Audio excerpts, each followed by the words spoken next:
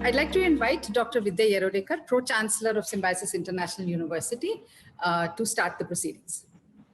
Thank you, Anita. And Shobhaa ji, welcome to Symbiosis once again after many years. So it is virtual. We are happy that you accepted our invitation. You know, Symbiosis was started by my father, Dr. Muzaffar sir, way back in 1971. So we are celebrating our golden jubilee year this year. And through the virtual celebrations that we are compelled to have, and not any physical celebrations on campus. So we started with the Symbiosis Golden Jubilee lecture series, and we had eminent people who addressed our students and faculty members since the month of July. And of course, now we are here with the Symbiosis Literary Festival that is again virtual over the next 2 days. Today is 17th and tomorrow 18th. It was inaugurated by Shashi Tharoor in the morning. And then, of course, Chetan Bhagat, again, a close friend who spoke very well, both of them. And now you're here to speak to the large audience of not just students, academia, but a lot of well-wishers and very important personalities from Pune city and all over. And of course, our alumni, who I cannot forget, they've logged in from all over the world. So it's wonderful to have you. And as Anita said, you are a woman of substance to all of us as women, folks, and a large number of them here in leadership positions at Symbiosis. You are indeed a role model. We keep reading all your columns. And for us, of course, you are more closer because of late Gautam Rajadhyaksha, who was your brother. And we've had several conversations at that time when Gautam wanted to establish the Symbiosis School of Photography. In fact, it was very unfortunate that just a couple of days before the inauguration of the Symbiosis School of Photography, we lost Gautam. But nevertheless, his memories are very strong here in Symbiosis. The School of Photography is doing extremely well. And, all his photographs that he had kind of contributed to Symbiosis are there on the walls. And that's the best memory of Gautam that we can have. Gautam visited us for almost 30 years every year, and he was a part of family, and so are you, being his sister. And therefore, we welcome you as a part of Symbiosis family to this Symbiosis Lit Festival. Over to you, Anita. Thank you, Dr. Vidhya. For the audience, Ms. Day does not actually require an introduction. Let me just say that I think her life represents something that most women, in fact everyone, why only women, can look forward to. It's been a full life, from being a model, a journalist, setting up magazines, a script writer, a best-selling author, a busy mother, and today something that is sorely needed in the world in which we live in, a very honest, blunt, sometimes blunt, expression of what she feels, what's right with society and what's not right with society. So I'm happy that she's here on this first day of the Symbiosis Lit Fest. Thank you, Ms. Day, for kindly accepting our invitation. And I'm happy that I'm going to be having this conversation with you. Thank you very much for inviting me, all of you, and I'm looking forward to talking to you. So I'm going to go straight into my first question, which has to do with your book, Lockdown Liaisons. E-stories that were published during the lockdown and then now put together in the form of a book. I'm going to assume that writing these stories in these circumstances must have been very different from all the other stories that you've written. So I'd like you to talk about that. I'd also like you to talk about, you used the words magnifying glass. You referred to the lockdown as simply a magnifying glass that has brought to light several problems that already existed. And that resonated with me, whether it was the problem of migrant workers, whether it was domestic violence, whether it was loneliness. So I think we'd really like to hear from you about these two aspects, the writing of the book during such difficult times and this magnifying glass and what it has meant to you. Sure. So to talk about the magnifying glass, I think there are lots of elements in our society that we'd like to sweep under the carpet and turn away from because they make us very uncomfortable. Where in a way, the pandemic forced us all to slow down. We were in circumstances which were extraordinary and completely unprecedented in the world. And we were compelled to look within as much as look without and outside. And forced as we were into our homes with a lot of our freedoms that we take for granted, um, they just disappeared, vanished.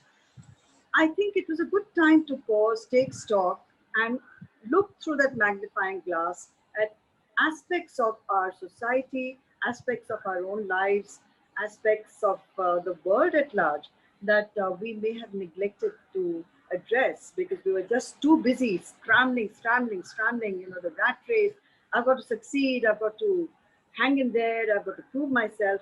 Well, this was the time where we had to prove to ourselves that we can merely survived a virus that nobody but nobody had any control over, and the world was absolutely taken aback, taken off guard, as it were. So, survival became very strong, and survival across various social strata. So, for the migrant worker, it was important for that person to go back home to be with his loved ones because, frankly, at that point, earlier on during the pandemic, nobody knew, are we going to wake up tomorrow morning? Are we going to be dead? I was panic stricken. I said, you know, what is this? Is this the end of my life? And as a writer, I wanted to chronicle all of it because it was something so very, very important that needed to be documented for the next generation as it was happening, not as it was a, you know, a kind of a retrospective look at it, not looking back, but while I was very much in it and coping with my own conflicting emotions. Initially, a lot of confusion, a lot of panic, my coping mechanisms were letting me down. I didn't know what was going to happen, but I had to keep writing. About that, there was no uncertainty whatsoever. So the 24 stories represented a lot of my own personal uh, perspectives, whether it was from the point of view of the migrant worker. And mind you, it's difficult and challenging because survival itself was at stake and our everyday lives had been turned upside down. We were out of our comfort zones.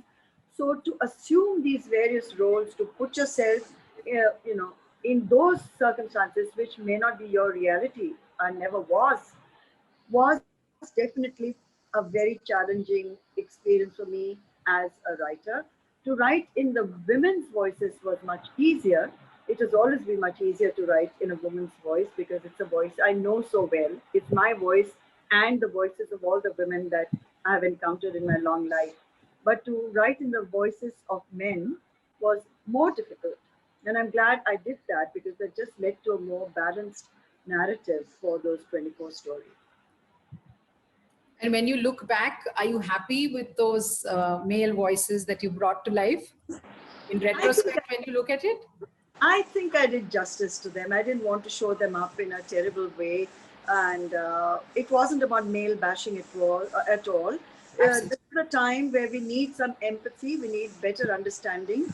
So it wasn't about pointing fingers. It was just trying to understand in a deeper way what men may have been going through as well, because it's not as if their emotional graph was without its highs and lows the same way as women were undergoing emotional challenges which were so dramatic. So were the men. It's not just women who were in panic mode, who were thinking about what next, how do I cope? How do I cope with this man I've been maybe living with, married to for so many years, who I actually want to get up and kill a lot of the time because we don't really know each other anymore. We may be together for 10 years, 20 years, 30 years, but we've become strangers. And the pandemic, with its enforced closeness, intimacy, and togetherness, led to a great deal of self doubt for men as well as women. True, true. I'm going to quote a sentence from the book. While feeling guilty, she also admits to not being able to put anyone else's needs above her own after having been isolated for so long. Yes. I see this sometimes with younger students and people around. Do you see this happening across the board? Do you think this is now going to become something that people will struggle with? I think the self emerged very strong during the pandemic, and it was a kind of an introspection that was needed. How important are you in your own life became a primary focus for many, many people because I don't again want to bring gender necessarily into it, but most women do tend to put themselves in secondary roles. They do tend to very often shortchange their own emotional life, their own physical selves, and the pandemic made them center stage of their own lives. And for men, it's not that tough because in our sort of patriarchal society, men are already at the center of the lives of their families and within community as well. So the big shift was with women and definitely with the younger generation because they were confronting something also which was equally confusing and equally scary, and their thoughts had surely turned more inward and about their own priorities and their own future because that was at stake. They didn't know how to deal suddenly with living with the parents on 24 by 7 or with grandparents or in circumstances which they were absolutely not used to. And the young across centuries have always been selfish, and that's why they have the energy to go ahead in life. And there's nothing wrong with selfishness. So the age of selfishness staged quite a comeback. I didn't expect that a virus would force this on the world, though. True, true. In fact, the pandemic did that, and so much Yes. more that suddenly we were looking at ourselves with, through a new gaze. Yes. And guilt has been something that you're right, women a little more than men have dealt with. You also say that you simply could not let this dramatic, disruptive pandemic moment pass without responding to it in my own fashion. Yeah. When I look at your life and I read about you, your way of responding to your life and the lives of people around you and the situations that you faced have been unique for sure. Can you tell us a little more about what in my own fashion means? Well, in the context of the book, I would say that the writing of those stories at a time when I was dealing with my own rage, hostility, anger towards myself, towards the world, towards people in my life, towards immediate family members, had to be channelized in some way. And for me, writing has always been very therapeutic and cathartic. And what better way to use words and what I've been doing, my vocational abilities, than to focus all my energies into the writing of these short stories because it gave me an opportunity to think beyond myself, and it kept me sane during those long hours where one was just wondering what is the new normal. There were new terms that we were getting used to and which have now kind of been uh, accepted by all of us or the whole world, like social distancing, wearing of masks, sanitizing, and just the thought that a death could have been creeping up on us. Even while I was writing the stories, I was wondering, will I be able to complete the book? I think most of us went through a process of self-examination, which could have been scary for a few, but certainly for me, it was a good time to take stock and the only way I know how to deal with various phases of my life since I was a very young girl was to not verbalize it. The internalized feelings have always been given expression through writing and through my words, either the diaries that I've kept quite meticulously over the years, which are the recipients of a lot of my personal dialogues, and definitely a lot of my books and the characters that I create. Okay, okay, wonderful. So when I think of your career as a woman, I'm quite amazed. I mean, if I think of you modeling in the early 1970s, which must have been a difficult time, um, to journalism, to setting up, wonderful magazines, books with sexual content, which is not the norm at that point of time, hard hitting columns today. Um, Sometimes I feel as if, it's courting danger with irreverence and with a certain amount of brutal honesty. Very much like, waving multiple red flags at multiple bulls. Where does this come from? Where does this resilience come from? Where does what some people might say foolhardiness come from? I don't ever stop to question it because that would be wasting my energy on something that I do not have the answer for. So it doesn't matter whether it's labeled foolhardiness. I believe to speak up is a basic and very essential human right, and I will not ever give up on that. So waving those red flags and talking truth to power is what I've done for over 40 years and will continue to do so. And it's not about being anything other than truthful with myself and my own beliefs. So it's hard for me to deconstruct the raison d'etre or give you an explanation as to why I write the way I write. This is the way I write, and this is the way I will continue to write because it's something that's deeply important to me to be completely honest with my own belief systems. Something that I think young readers and writers need to hear nowadays.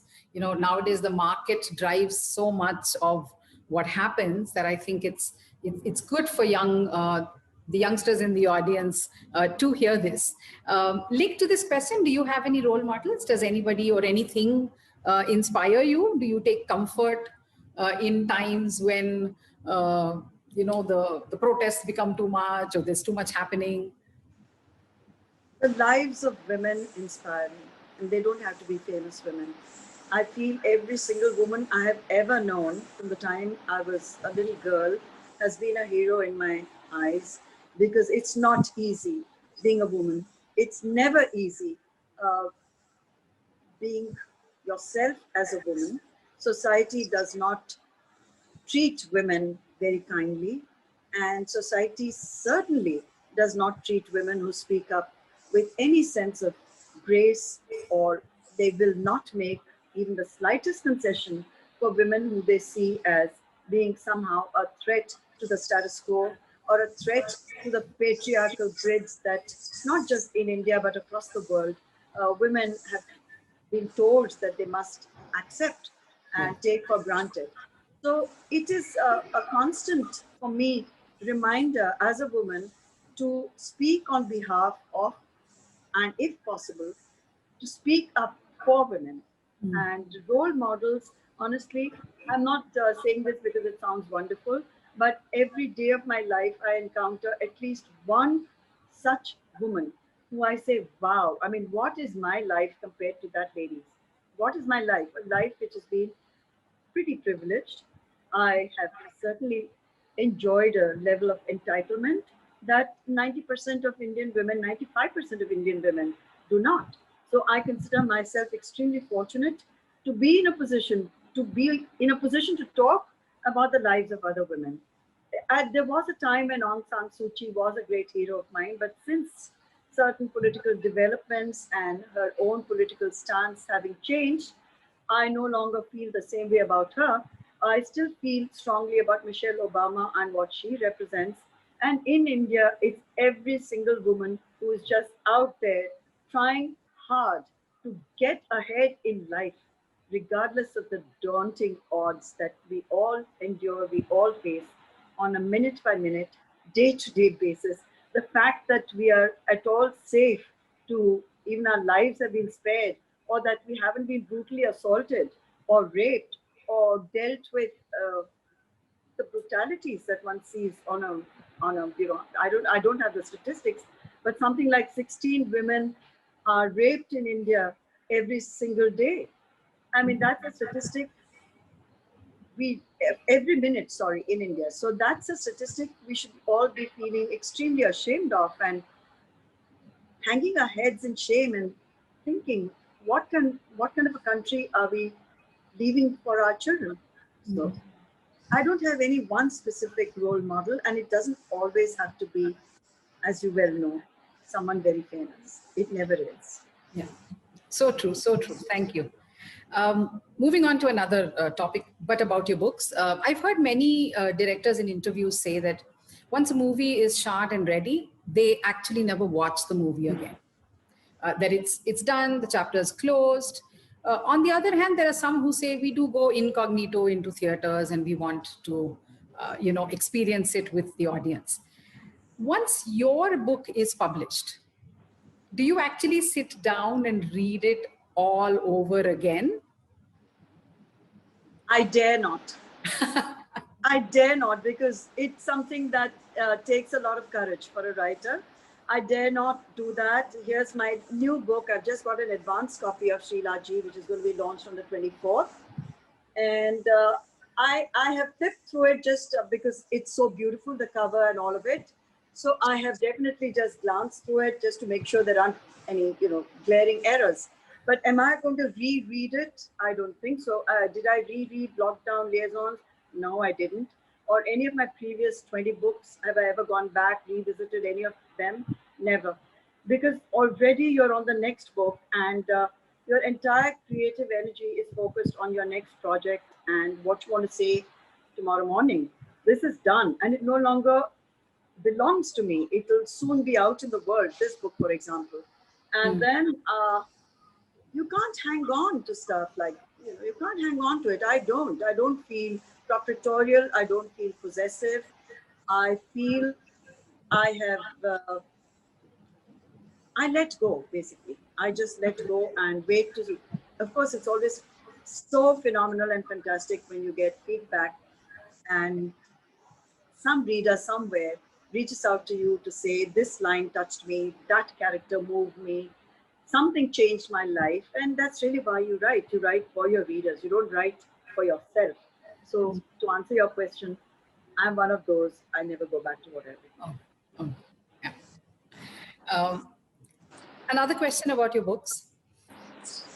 How does it feel to an author when one of your books gets acknowledged to a very large extent, so much so that the academic fraternity, faculty, want this book as a textbook, would love for it to be taught, at a university, maybe as a textbook, part of their curricula?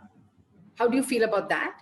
And then sometimes when there's a backlash to that, why this book, why curriculum, why academics, how do you respond to that internally, emotionally, as well as, in terms of the principle behind it?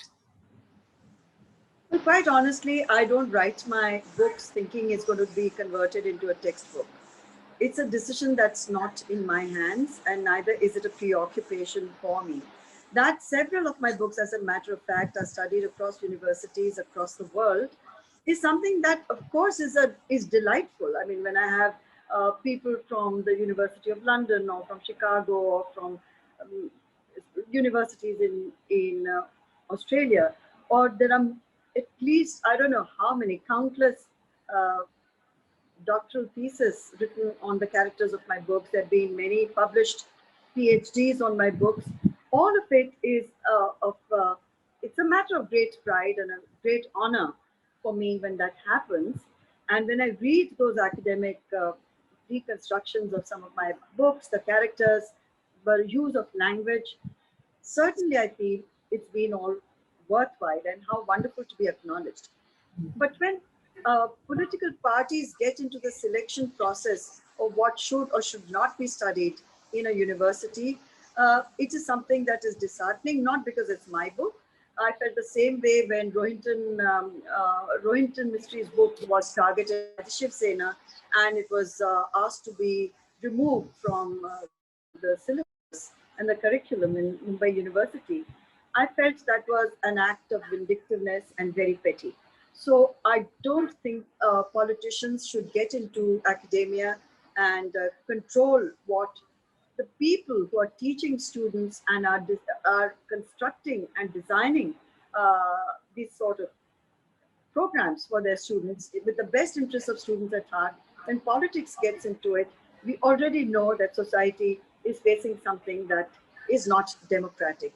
And I will always fight for the right of any book to be included, provided the faculty thinks it's worth it for the students to read such a book. I will fight it regardless whether it's my book or any other writer's book. We now have a question from Anshika Agrawal, SIIB, Symbiosis Institute of International Business. She sent it in to me. Her question is, do you think it's possible for budding writers to use their craft to address social issues without being controversial or ending up in a controversy? Well, it depends on how far they want to push the envelope, doesn't it? I mean, a lot of young writers may not have that sense of commitment to what they're saying, or they may not have the courage to go ahead and take the flack that comes with it. So there is an old saying which says, if you can't handle the heat, stay out of the kitchen. So you should know as a writer, no matter what your age, that there is a responsibility which goes with your writing, your work in the public domain, whether it's a tweet, it's a blog, it's a book, it's any opinion on any social media platform, there is going to be a reaction. If you think you cannot handle the reaction and you can't take what comes with putting your work out there, don't do it. If your sense of self protection is that strong, don't expose yourself. But for me, any writer who does not take a risk cannot really be called a writer at all. Every single writer who puts whatever it is out there is a risk taker. And I enjoy taking risks and I will continue to take those risks. Okay, thank you. There's a totally different, on a totally different track, there's a question from a young student at the Institute of Technology. She says, how does one balance the personal and the professional? You seem to have managed this very well. Multiple hats, a large family, and yet doing so well professionally. And this is something that the young India seems to be struggling with. That if you want to do well in your career, you probably will have to make compromises in your personal life. So what can you tell these youngsters on how to manage that balance? Well, I would say I don't have a magic formula. I wish I did. I don't have a wand that I can wave and say, you know, all your conflicts will go away, because they don't. It's a matter of identifying your priorities, and that's never easy. It's asking yourself, what is it that you want out of life? And what kind of a compromise are you willing to make for your goals, your career goals? And how important is it, your private space, your private life, love, romance, sex, companionship? Are you prepared to put that on a scale and balance it out? Which way will that tilt? That is a call that every individual takes. It's For me, the key word has always been a B word, which is B for balance. And I was very clear at a very young age in my life that it was my family above all else. And I had to work really hard to make that balance happen. And over 45 years later, I've tried my best. Whether I've failed or succeeded, I really can't say. I'm not in a position to give myself a pat on the back or give a certificate to myself and say, yes, I've done it brilliantly. I don't know. I'm sure I've failed many times. I'm sure there are people I disappointed. I'm sure there are people I hurt in the process. I must have neglected something or someone at some point, but my focus remained steadfast. It was always my children, it was always my family, it was always that aspect of my life which I treasured over any kind of career success. Maybe had I shifted the goalpost at some stage in my life, I don't know, it could have been a very different life. But to be able to look back and say, I have done the right thing by my own definition and standards is already a definition of success for me. I think that's true. By your own definition and standards, I think is something that we all need to keep in mind. So true, so true. In search of idealistic India, it will rise again. And then you ask, are we shortchanging this generation of intelligent, capable young people? Those are strong, hard-hitting words and a very, very important question, especially today. Could you tell us more about what are your feelings behind this? Why do you feel that this question needs to be asked?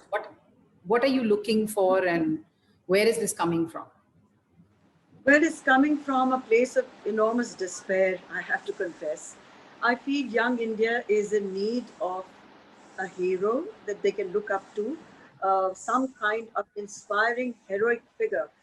It could be a philosopher king, it could be a philosopher, it could be someone who epitomizes certain ideals which I feel we are missing out on. And the young across the world are a little lost and very confused, and the pandemic has only exaggerated that feeling of being lost. And in such circumstances, it's also possible for various autocratic, dictatorial politicians who position themselves as the messiahs and maybe tell the young that your answer to all your problems is right here, and I have that answer, and it's going to be me leading you bravely and courageously into the new world. Well, I think the young need to be far more questioning. They need to be far more skeptical. They need to look for answers within themselves. Is that what you want? Or are you in search of something far deeper? Are you in search of someone who is dramatic, who can be called a great orator? Or are you looking for a path, which is the path of a truly secular, liberal, fantastically evolving India, which we can all be very proud to belong to?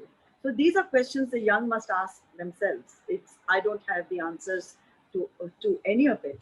All I know is that we need to look for figures in our own past who can inspire us, figures who taught us the meaning of the words that are enshrined in our constitution, who have taught us about freedoms that we need to safeguard.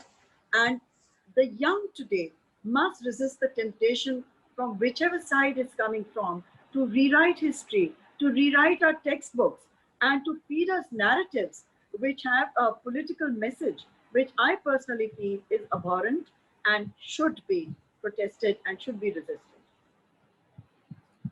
There's a question from Ekta Badhe from, again, SIIB, the Institute of International Business. She asks, there are many conversations today in regards to gender equality, including a lot of conversation on the Me Too movement. What is your take on this? And what is it that needs to be done to make sure that it just doesn't remain a conversation, but actually translates into change, transformative, positive change? Well, unfortunately, in India, the Me Too movement has as good as slipped away from us. The momentum simply does not exist. And the men who've been accused are far too powerful, far too, they with deep pockets. They can actually turn it all around and talk in terms of being defamed instead of even acknowledging that they could have been guilty of what the females who are at the receiving end of their lewdness have accused them of. So we simply have not leveraged what started off very well. In fact, we turned around most people in our society, made the women who are the victims into vamps, and they were put on the back foot, and they had to explain themselves in an apologetic way. They were accused of being, I don't know, in pursuit of something other than justice. And it's a great tragedy. In the West, again, the movement has not taken off the way I had imagined. But yes, powerful people are in prison. They have been jailed. It's been taken to its logical end. And in so doing, it has demonstrated that if a woman says something, whether she says it 10 minutes after an incident has taken place or 20 years after the incident has taken place, does not question the legitimacy of what she's saying. We haven't reached that stage in India, and I'm afraid I don't see the movement going anywhere. And unless another big wave of strong women stand up together, support other women, and make sure that the movement doesn't completely die.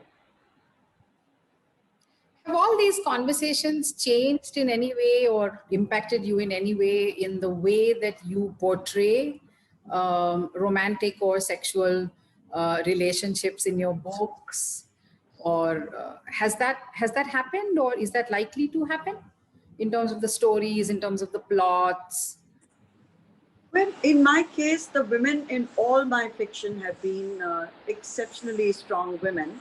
who are in charge of their lives and willing to pay the price for whichever decision they choose to make and take, whether it's sexual decisions or career decisions or marital decisions. So I have never ever taken the route of projecting women as victims. So my fiction writing will continue along the exact same path. Whether I'm going to change that to incorporate the Me Too movement, well, it's something to think about. I haven't actually physically set out to become an activist through my fiction. All my writing suggests not just suggests, emphatically underlines my position vis-a-vis women in our society.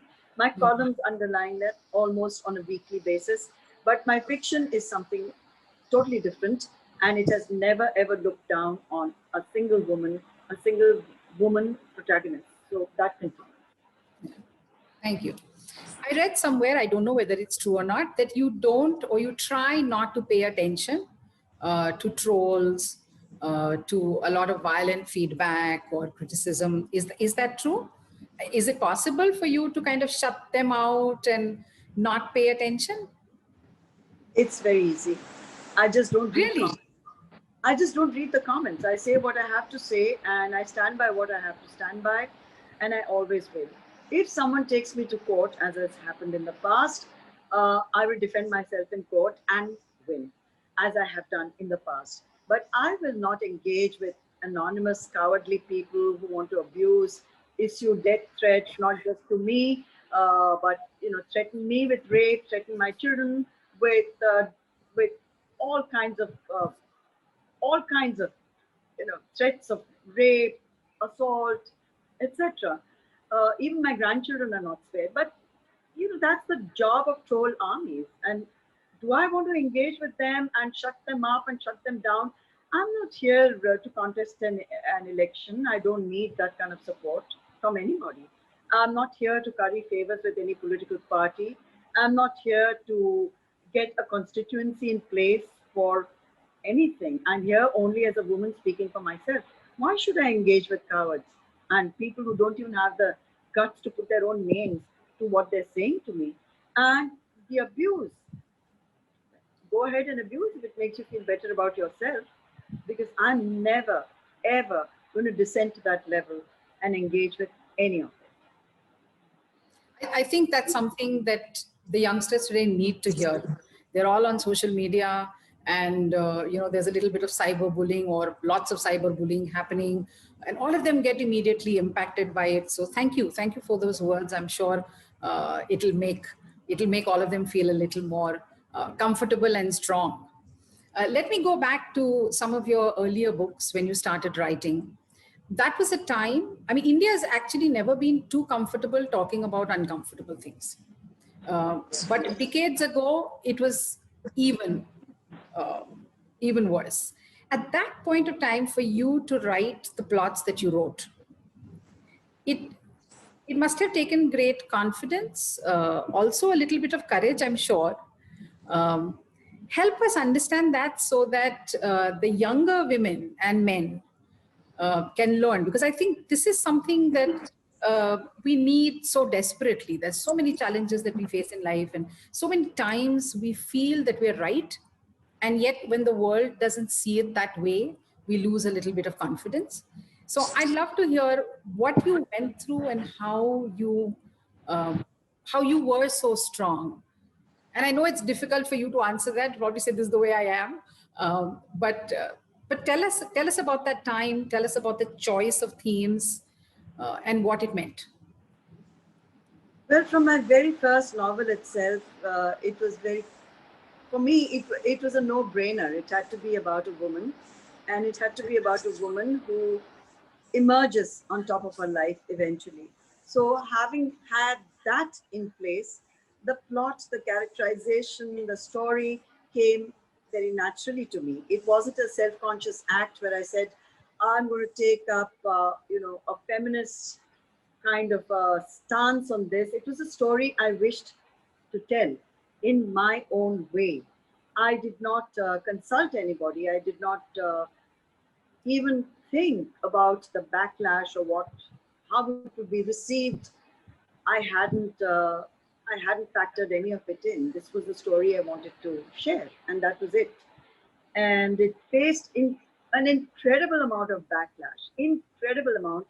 You have to remember it was more than 30 years ago. Yes. And at that time, the kind of stories that women were expected to write, I'm sorry to be saying it so bluntly, were stories about what a terrible life they had, and stories about depression, suppression, oppression, repression, or they had to be, child brides who had been compelled to marry a man, 3 times their age, and stories of that kind. Basically, stories of women feeling wretched about themselves and their own lives, and stories of deprivation and cruelty, and having to deal with injustice on several levels. Well, and that was never my intention to project myself in any such context, because A, it would have been completely false. I have never had to deal with any of it. I've never allowed myself to be in a position where anybody could trample over me. So the books spoke in my voice, and I was prepared to defend. I didn't even bother to defend myself. Actually, I just let the book speak for itself. But the backlash that came, well, I can't say that it was easy. It was definitely not easy. And there was a lot of, not conflict within me, but certainly within the family. And I do come from a conservative Maharashtrian middle class family, and they must have wondered, I mean, could she not have picked a better topic, or could she not have written a goody goody book? Well, I had no interest in writing goody goody books. I still don't have any interest in writing about goody goody people or goody goody books. These are the stories that I felt it was imperative for me to talk about another India, not the India that was being thrust on the world and thrust on other Indians as the only India. There is there are Indias within Indias within Indias. There are so many Mumbais that coexist. And why should only one segment of our society be kind of marginalized because it made people feel, do they even have the right to live the lives that they do? And this was the segment of society that I felt I was most comfortable knowing extremely well, intimately. And this was the story I wanted to write. That was Socialite Evenings, my very first book. The next few novels explored very different territories, but they were always about women dealing with society at large, dealing with their own conflicts, and emerging, I hope, at the end of it all, far stronger than when the book starts. Thank you.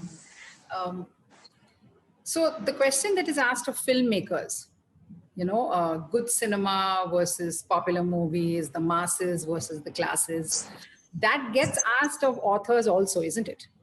I find it actually a waste of time to even respond to those questions. There are all the questions about high art and low art and good books and literary books and pulp fiction, porn writing, commercial fiction, lit, chick lit.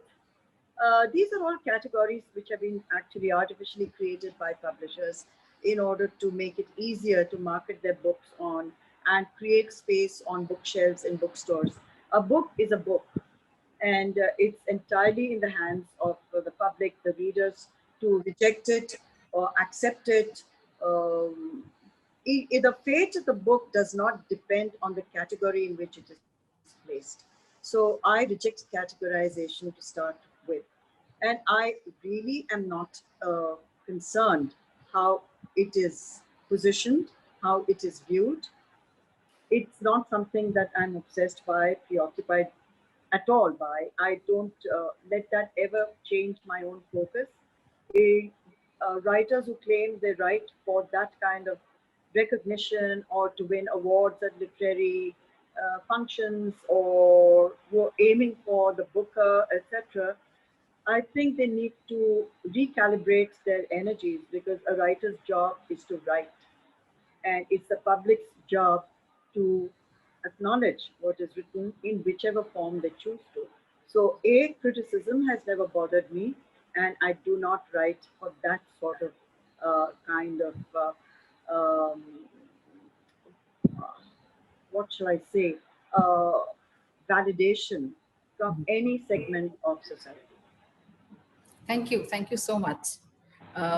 Your new novel, Sri Laji, The Gilded Life and Longings of a Marwadi Good Wife, is out soon.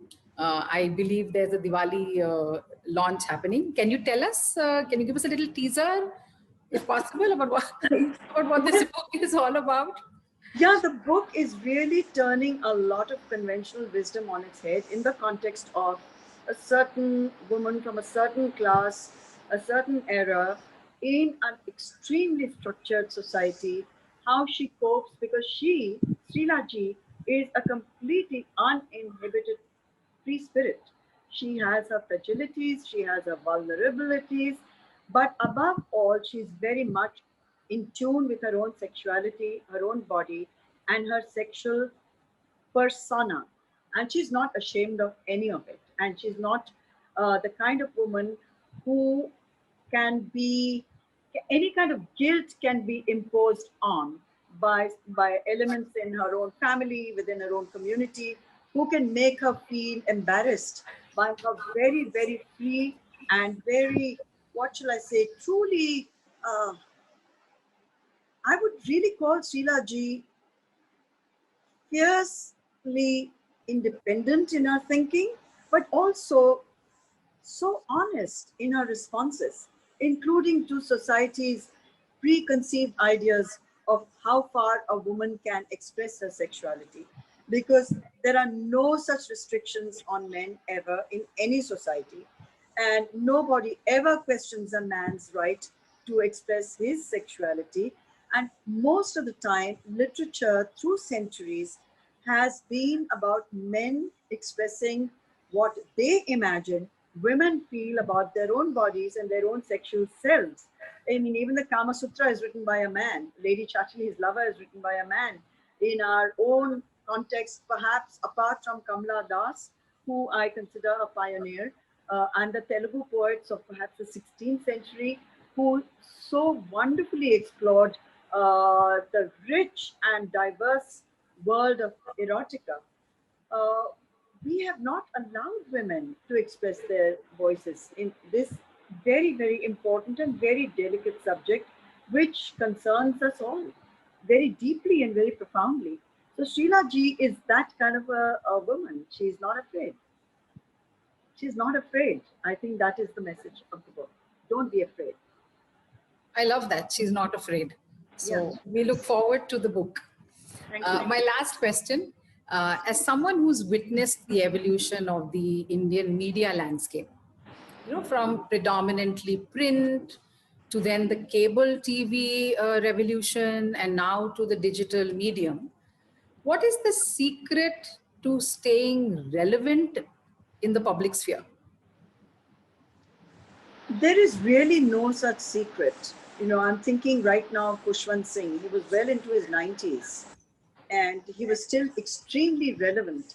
And I think the reason he was relevant, or MF Hussain, who was also in his 90s and very relevant, is that I knew both these personalities extremely well.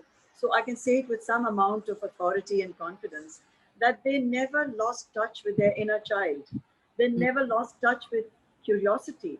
They were extremely good listeners. They were extremely good observers of human nature, of human frailties, of all that makes us who we are, with all our different aspects and our different ups, downs, whatever that may be. So to stay relevant, you have to have your ear to the ground. You cannot be sitting in an ivory tower and pontificating and pompously talking down to the world. You have to have a very strong sense of empathy. You have to know that you are just one tiny grain of sand on a very large and vast beach.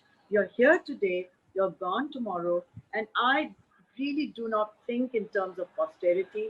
I'm here today because I enjoy being in the today. And if that is my secret, well, it can be your secret too. Thank you. Thank you so much. Before we end, I thought that you could just address the audience. We have about 1,500 to 2,000 who are viewing this on YouTube. And we have another, I think, 400 or 500 over here. And they would love to hear from you. So if you could just maybe for the next 5 or 8 minutes, talk to them about what you feel. We're still in the pandemic, the lockdown. Sorry to interrupt you, Yes. but I'm not good at giving gyan, as I think I had warned you right at the start. You don't need to give gyan. Just share. No, I don't give gyan. I'd be very happy for the next 3 to 5 minutes only to, if you ask me something specific or one of your students, whoever wants to ask me something specific, and it can be from any sphere, it doesn't have to be about my writing. I'd be happy to answer that as well as I can, but I cannot just talk to a screen. I find it very artificial. Okay, perfect. There's a question from the School for Liberal Arts in which she says, I would love to be an author and I'd love to make that my hobby come my profession and my lifestyle. How do you know? It's so difficult to know whether what you have inside of you in terms of stories is going to resonate when you come from the middle class. It's such a difficult decision to make. How does one choose? The easy path is get a job. The difficult path is gamble on yourself. What does one do? How does one make this choice? I think gambling on oneself is the best gamble in the world.